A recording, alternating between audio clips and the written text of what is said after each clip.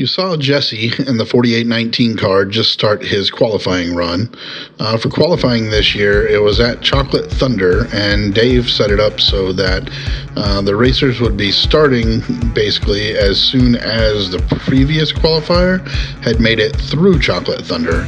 And you'll see as we go here, you see Jesse come up on the ridgeline, make his way down. They go through a few other little areas, idle issues, her problem, things like that. You'll see that as we continue to go through the qualifying event here.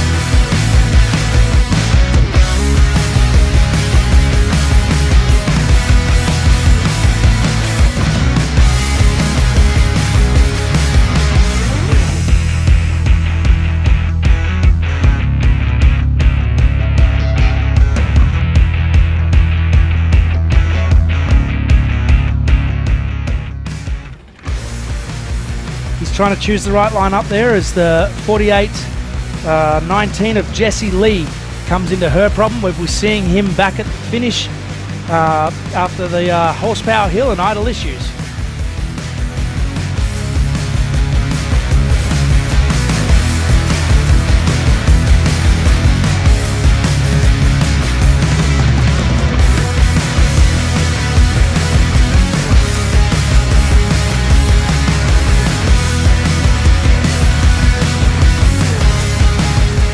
You can see as Jesse came through her problems, he was bouncing around quite a bit there. Once he makes his way up into the sand and starts going uphill, you can see he's kind of weaving back and forth. He thought that at this point he had a flat tire. He didn't know if he had a blowout on the rocks or what exactly had happened, but all he knew was that he was not able to stay straight. Unfortunately, it turned out to be much worse. And we're just awaiting Jesse Lee back into idle issues to come in towards the finish line. Lots of action here. Stay tuned. We're bringing you Power Hour at 4 o'clock. We've got a lot to get through before then, and it's going to be a great afternoon of racing. You can see how tough this course is, Scott, how beaten up these vehicles are. It's testing these drivers. If they push it too hard and get out of line, it's punishing them. So you need to be clean. You need to drive this tight and make it worth it. At this point, Jesse is dead in the water and will not finish his qualifying lap. He will begin near the back of the pack. This was one of the qualifying runs between Jesse and Andrew. This is the 896 car with Brian Shrimp. You can see here that he decides to choose a little bit different line than Jesse. You can see right here he veers off to the right, whereas Jesse went straight. I think it kind of speaks for itself here. You can see he's having a little bit of a hard time, and he ends up just rolling over.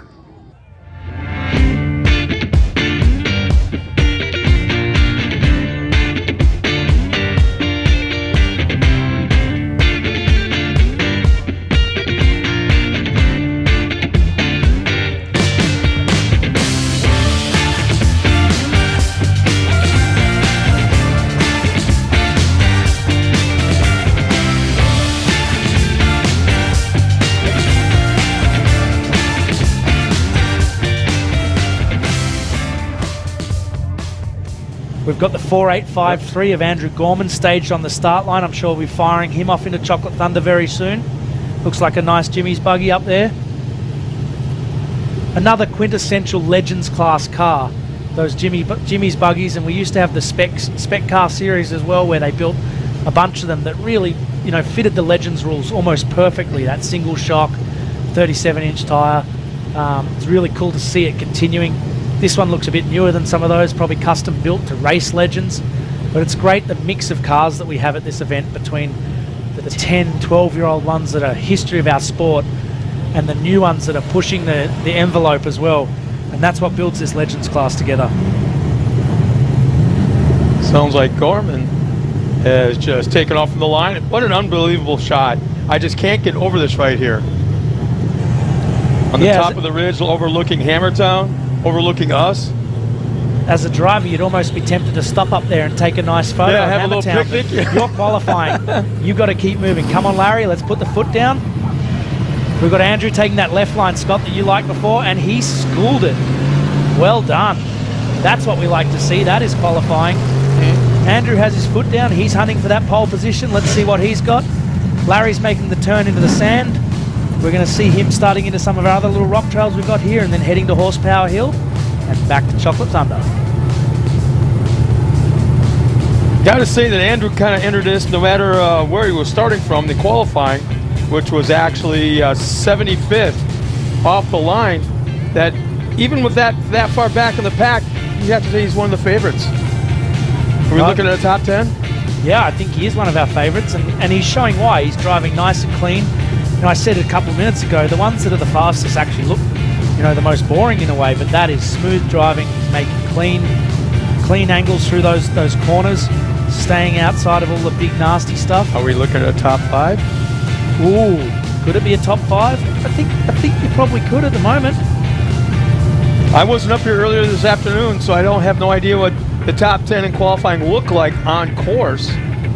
But you know, we had a great mix, Scott. We had some that looked like Andrew, where they're just calm and collected, and then we had some that just threw everything to the wind and just destroyed their cars around the course and got a great finish as well.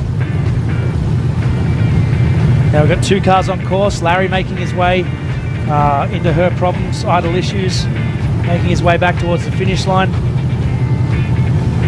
And Andrew's still looking calm and collected through those nice sand berms. He's on his way back here. That's looking like a nice time there.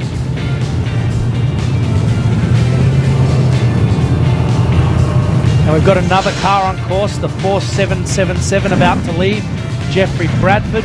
I saw red numbers on that car. That's another one of our rookies. These guys are everywhere in the Legends class. I don't know if it's the biggest class of rookies, but there's a lot of them, and they're putting on a show for us. Well, we know who's just walked in. But, I'm just wondering, did he bring his wrench mic with him? Oh, I think Jim might still have it. Did he lose it? Yeah. Is it gone? Does he even know it's gone? We might have to show Miles that footage later. The 4777 of Jeffrey Bradford, he's just stuck below that pinch rock in Chocolate Thunder. Andrew Gorman still making his way nicely through the course, bouncing through some of that rougher stuff. And Larry Baglol is coming down idle issues towards the finish. He's making his way home, timidly crossing that cross hill across the grain there, making his way towards the finish line. Just tiptoeing down the mountain. Yeah, well, Scott, maybe tiptoeing's the right thing to do because we're starting to collect a garden of cars up here. Yeah. We really don't want to collect any more, so hopefully he drives it down nicely. I was wondering if we were going to have a couple of entries actually kind of possibly touch bumpers here. Yeah, Andrew's just coming into idle issues as well and chasing down Larry, but Andrew's time is going to be very good. I'm going to keep my eye on scoring on that one and see what we've got there. I'm not sure it's good enough to beat Michael Kelly. Michael's time was an absolute ripper. But you may have Andrew an issue here at the bottom of the hill. Nice and the calmly finish going line down. is like 20 feet behind him. So he can still cross the line to trip the clock, but not completely pull off the course. Okay, there you go. Yeah, Larry got himself moving. He's across the line. Well done. Andrew Gorman, 3:49. So it is, we got some time there, Ben. It is a bit slower, but he might slot himself into, top 10 definitely. We will await the official time from our scorer, or the unofficial time from our scorers. Everything gets validated and checked before we make it official. But Andrew's just 402.2. That would be good enough for 7th. Great qualifying by Andrew. And as we said, it looked smooth the whole time. Such great qualifying. Guys, now, one issue. Did you see him not one issue, reverse at all? I don't think it was. And this course just punishes mistakes today. We've seen so many flat tires, so many broken cars. You push it and you pay the price. Thank you so much for watching. If you would like to find out more about Rock Solid Rig, make sure you check the description down below, where you can find a link to our website where we provide you with where to find our merch, such as decals, shirts, and so much more. Until next time, y'all just keep on jeeping.